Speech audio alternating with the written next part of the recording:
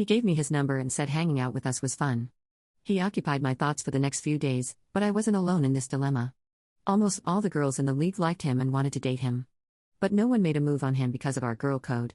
I had indicated first that I liked him and wanted to date him so others could only fantasize about him. Michael and I became friends, but he also became friends with Emma and my brother, Jack. The three of us hung out a lot, but after a few months, we started spending more time with each other. A year later, our friendship deepened, and I still hadn't asked him out even though I was fascinated with him. I didn't ask him out on a date because it didn't seem like he was into me. I didn't want to risk losing our friendship. One evening, we were having dinner at my place. I hadn't been with any other man since I met him because he was the one my heart yearned for.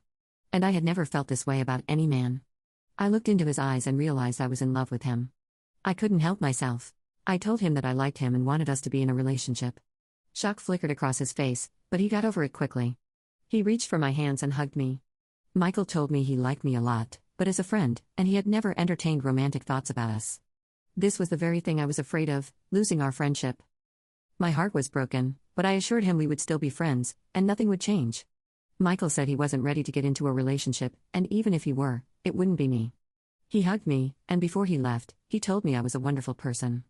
3 months later, I was in Emma's neighborhood and decided to check on her. It had been a while since I heard from her, and I wanted to know how she was doing. I pulled up in her driveway and knocked on her door, and it took her 5 minutes to open it. She wore Michael's shirts, and her hair was disheveled, and she reeked of sweat and I started to apologize for ruining her night, and then a familiar voice came from her bedroom, asking who it was. Emma took a deep breath, and guilt flashed in her eyes as she responded that it was me. Seconds later, Michael emerged, wearing a pair of shorts, and his upper body was bare. They told me they had been dating for 2 months, and I congratulated them. I forced myself to shut down my feelings for Michael because he was my friend and was dating my best friend. I was happy for him, and we remained friends and continued to hang out.